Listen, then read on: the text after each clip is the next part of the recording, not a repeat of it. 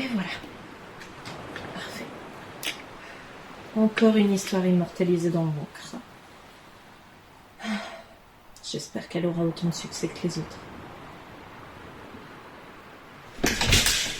Qu'est-ce que vous faites là? Bon sang, mais vous êtes dans la cabine du capitaine. Frappez avant d'entrer. Moi, je ne rentre pas dans vos... Oui, vous n'avez pas de cabine. Bref, que voulez-vous? Vous avez une requête. C'est une mutinerie? Non. Vous êtes en pause. D'accord. Bon, admettons. Que voulez-vous? Du rhum. Vous allez en chercher à la cale, comme d'habitude. Je vais pas vous dire ça. Vous savez où il est, le rhum. Vous ne voulez pas de rhum. Vous êtes malade? Non, mais dites-moi si vous êtes malade. On vient de s'arrêter à un port, là, où il y avait ce Covid-19. Je suis sûre que vous en avez bu. Non, il me semble que c'est une sorte de rhum. Mais c'est pas bon, faut pas. On a du bon rhum dans la cale, là. Non, vous n'êtes pas malade. Bon, au moins, il n'y aura personne à jeter par-dessus bord, c'est bien. Bon, que voulez-vous? Faites court, je suis occupée, là, en ce moment. Vous voulez une histoire? Vous êtes en pause, les gars. Vous allez dans l'entrepont, vous prenez un peu de rhum, vous racontez des histoires drôles comme vous faites d'habitude.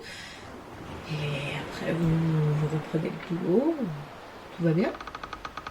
C'est comme d'habitude. Non? Non. Vous voulez l'histoire de Phileas? C'est le Bosco qui vous a parlé de ça? Il a parlé du jeu. Bon. Je vois que je peux vraiment faire confiance à mon équipage. Comme vous êtes là, que vous êtes venu sans montrer les sabres, ni rien. Je peux vous accorder ça? Non, par contre, c'est exceptionnel. Là, j'ai du travail. Les autres membres d'équipage, au roulement, non, ils ne viennent pas dans ma cabine. Hein. Vous leur raconterez, vous débrouillez, vous leur raconterez vous-même, mais je ne m'occupe là que de vous exceptionnellement. D'accord? On est là. Bon. L'action se passe 6 ans avant le tome 1 de Anima. En 950, exactement. Tiens, Bosco, en parlant de ça, vous viendrez après? Oui. Non, pas pour votre promotion. Oui. Votre futur voyage sur une île déserte, ce sera bien. Merci, Bosco. Retournez travailler, merci.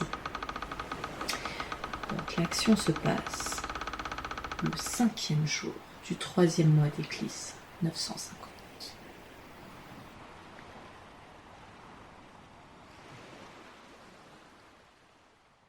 Assis en tailleur dans la salle d'entraînement, Phileas se remémorait les longs jours de confinement.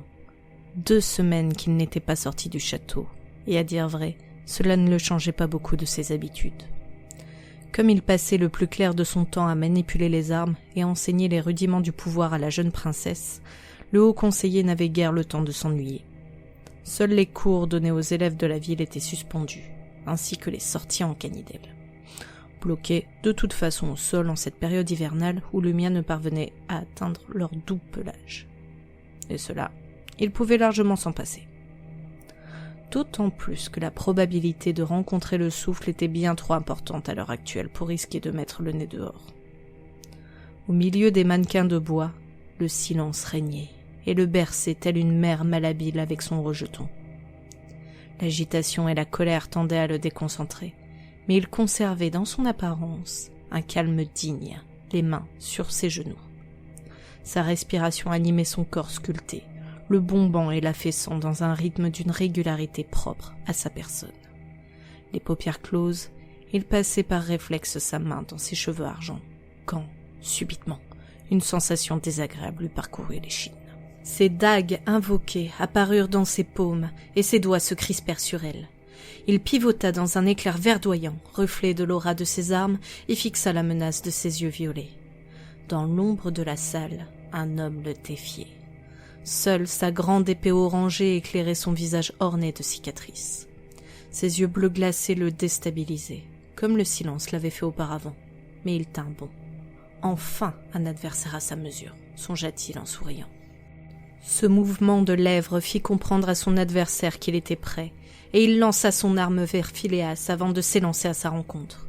L'homme aux yeux violets part à l'attaque et se retrouva rapidement au corps à corps avec son opposant qui invoqua une nouvelle épée pour arrêter ses dagues. Les coups volaient et des étincelles s'échappaient à chaque contact. La violence de l'affront était difficilement mesurable entre les deux guerriers, mais aucun des deux ne voulait offrir une victoire aisée à son concurrent. Un sifflement avertit Phileas qui se jeta sur le côté pour esquiver une arme indépendante arrivant en traître. Mais alors qu'il voulait se relever, l'autre plaça la pointe de son épée sous son menton et il eut à peine le temps d'opposer ses lames contre la sienne. Cette réaction fit sourire l'homme qui baissa sa garde. « Vous avez gagné en réflexe et en vitesse, ô conseiller », félicita-t-il. Rangeant son épée dans son fourreau, le roi Frédéric Venmore lui tendit la main, et Phileas révoqua ses armes pour la saisir. Dans son geste, pourtant altruiste, la poigne de l'homme le surprit.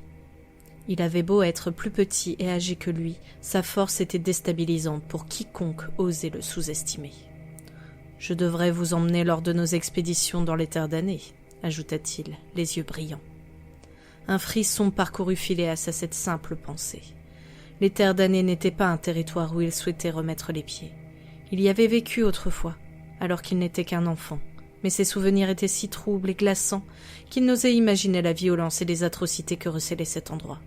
Toutefois, ce flot de pensées ne parvint pas jusqu'à son regard, car le haut conseiller masqua toute émotion en s'inclinant respectueusement devant l'homme qu'il venait d'affronter. « Majesté, ce serait un honneur même à placer ici, auprès de votre fille, comme vous l'avez toujours souhaité.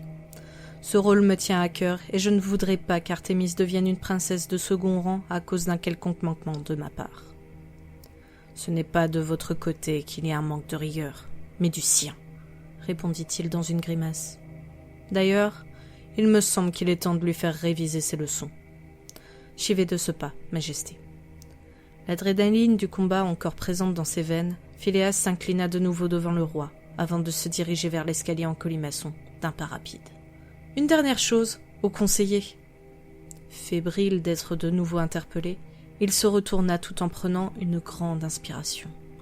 C'est alors qu'il sentit la chaleur de l'arme invoquée frôler son visage. La lame orangée se planta dans le mur, et la lueur meurtrière de l'épée miroita dans sa pupille, tel un feu dévorant une forêt. Son cœur tambourina contre sa poitrine, lui décrochant presque la cage thoracique sous la violence du choc.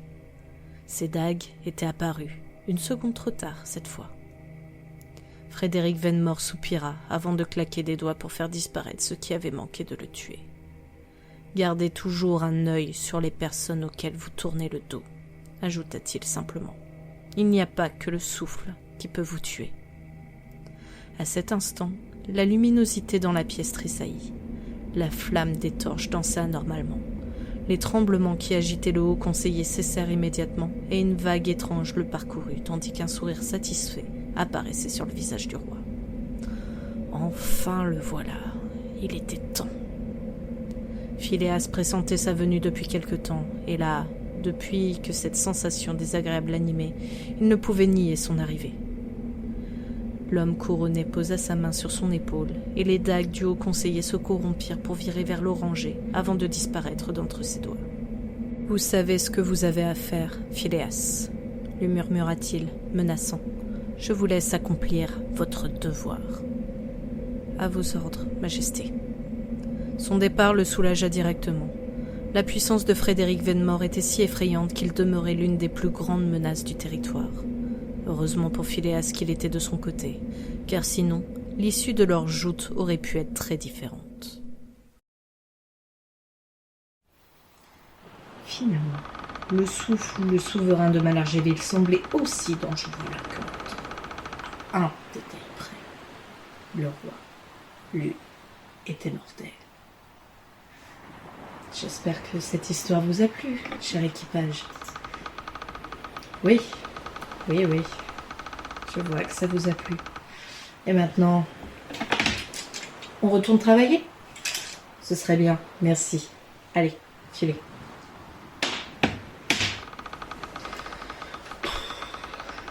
Ils me tueront un jour. Ils me tueront.